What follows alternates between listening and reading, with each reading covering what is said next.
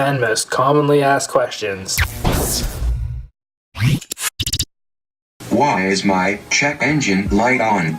Your check engine light is on. You may have a problem. This problem may be minimal, maybe a bad sensor.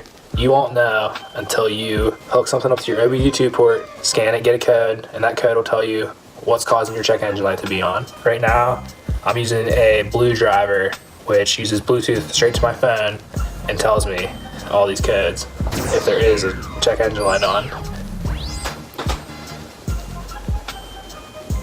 I have a grinding noise when I apply my brakes. What could cause that? You may need new brake lining. You may need new brake rotors.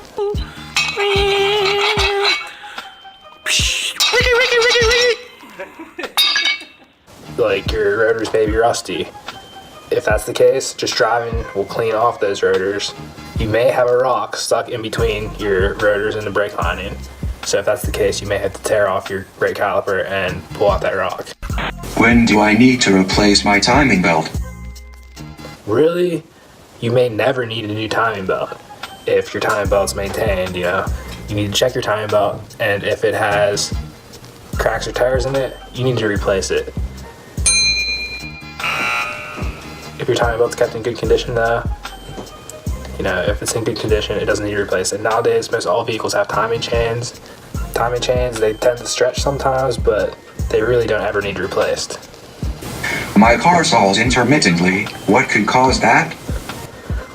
Alright, if your car is stalling, you're probably going to have a check engine light on. And scan that check engine light, get the code, see what the code is. That should tell you your problem.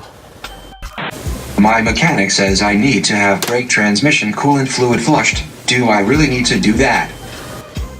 So if your mechanic's telling you you need these fluids flushed, I want to say you need to trust your mechanic because you don't know any better.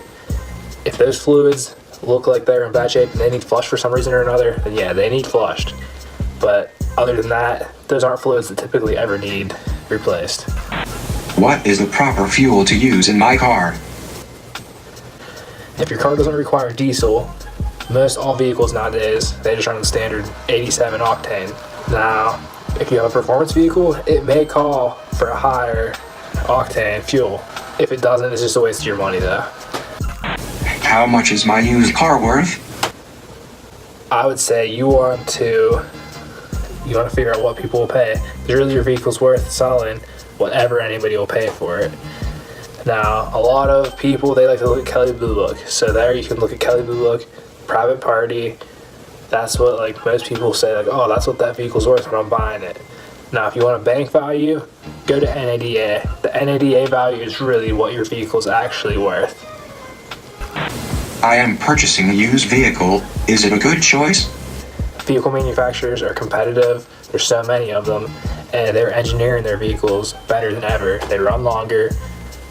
It's really not a bad choice. You save a lot of money off that new purchase price buying a used vehicle. What is involved with selling a used vehicle? Well, I actually just made a video on this, and I said there's 3 steps: preparation, advertising, and the actual sale of that vehicle. My mechanic has quoted me a price for repairs. Is it reasonable? It's hard for me to answer that question. I don't know the year, make, model of your vehicle, how many miles are on it. It may be all rusted up. It may be really hard to work on that vehicle. Sometimes repairs are real easy. Sometimes they take a long time, especially if that vehicle's, if it's old, has a lot of rust on it. You can run into problems that weren't even the problem you initially tried to fix. So if you found this video helpful, please subscribe, like, and share.